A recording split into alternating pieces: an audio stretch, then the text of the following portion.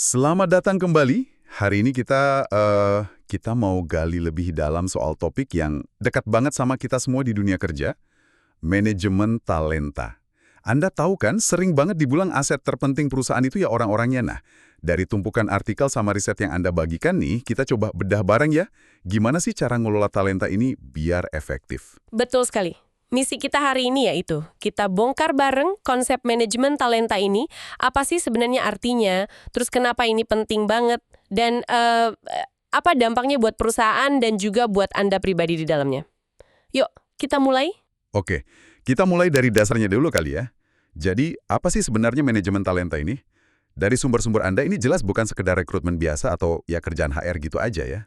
Kayaknya ini lebih ke pendekatan strategis gitu ya, jangka panjang buat ngelola orang-orang di perusahaan. Tepat, ini lebih strategis. Intinya, sebuah proses yang nyambung terus. Mulai dari kita cari orang yang pas, terus kita kembangin mereka, sampai kita pastiin mereka betah dan ya bisa kasih kontribusi maksimal. Oke. Berarti bukan cuma isi lowongan kosong saat ini ya? Bukan cuma itu, tujuannya seperti ditekankan beberapa pakar di materi Anda, itu lebih jauh, yaitu memastikan selalu ada orang-orang bertalenta yang siap buat ngisi posisi-posisi kunci di masa depan juga. Jadi ini soal keberlanjutan organisasi gitu. Lantas, kenapa ini jadi sepenting itu sih? Emang apa dampaknya kalau perusahaan serius gitu ngelola talentanya? Wah, dampak besar loh. Sumber-sumber Anda itu kompak bilang kalau manajemen talenta yang bagus itu langsung ngaruh ke kinerja perusahaan. Bikin lebih kompetitif juga. Tapi yang menurut saya paling menarik dari bacaan Anda itu penekanan soal retensi karyawan. Betul, itu sering banget muncul ya di sumber-sumbernya. Kayaknya isu krusial ini. Iya, bener. Banyak riset yang Anda kumpulkan itu nunjukin hubungan yang kuat banget antara ya praktek manajemen talenta yang baik sama niat karyawan buat bertahan. Ini nyambung banget ke rasa puas mereka, keterlibatan mereka di kerjaan. Jangan lupa kehilangan talenta itu, aduh bukan cuma soal kehilangan orang tapi biayanya mahal buat perusahaan. Iya, iya, masuk akal banget. Kalau gitu, manfaat konkretnya apa aja nih? Buat perusahaan katanya bisa naikin produktivitas, terus hemat biaya rekrutmen karena orang nggak gampang keluar masuk, mendorong inovasi juga sampai bangun citra bagus sebagai tempat kerja idaman. Nah, buat Anda sebagai karyawan ini artinya apa? Ya jalur karir lebih jelas, lebih termotivasi, potensi lebih tergali, dan ada rasa dihargai gitu ya. Ada satu artikel tuh yang rangkum ini dengan baik. Nah, buat mencapai itu semua, ada beberapa strategi kunci yang muncul dari sumber Anda.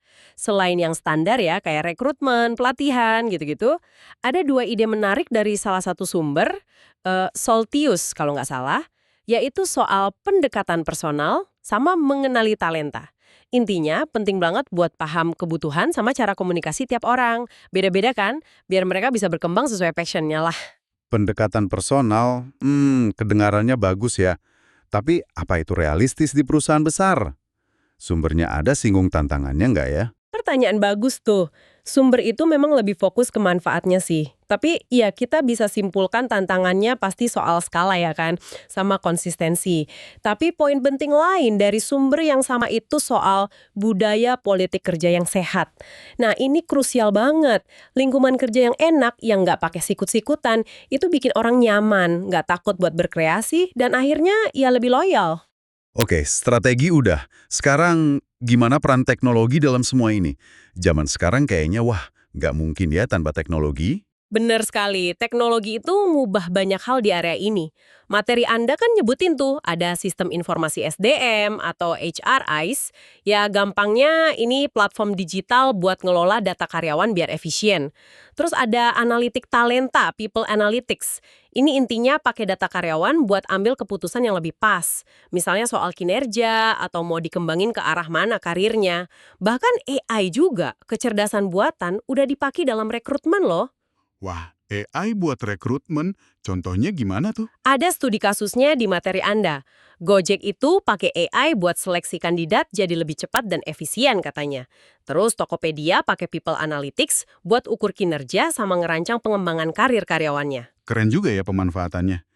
Tapi pasti ada sisi lainnya kan? Nggak mungkin mulus-mulus aja. Tentu saja, pasti ada tantangannya. Teknologi ini memang bikin lebih efisien, lebih akurat, iya. Tapi tantangannya juga nyata.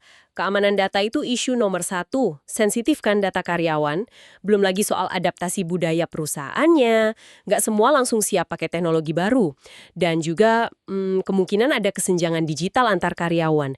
Jadi ya, seperti ditekankan salah satu sumber Anda, teknologi itu cuma alat bantu. Sentuhan manusia, empati, kemampuan menilai situasi itu tetap nggak tergantikan. Oke, jadi kalau kita rangkum nih ya, manajemen talenta itu intinya upaya strategis, nyambung terus, buat narik, ngembangin, dan nahan orang-orang terbaik.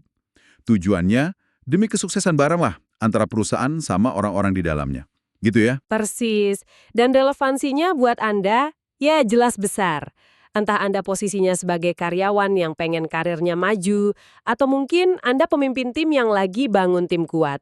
Pemahaman soal dinamika pengelolaan talenta ini ngasih Anda keunggulan. Anda jadi lebih paham cara bermain lah di dunia kerja modern yang ya dinamis banget ini. Nah, sebagai penutup nih ya, setelah kita dengar macam-macam strategi, peran teknologi, pentingnya budaya kerja tadi, coba deh Anda renungkan sejenak. Dari semua elemen manajemen talenta ini, menurut Anda pribadi, mana sih satu hal yang paling penting, yang paling krusial gitu, buat menciptakan lingkungan kerja yang benar-benar bisa mengeluarkan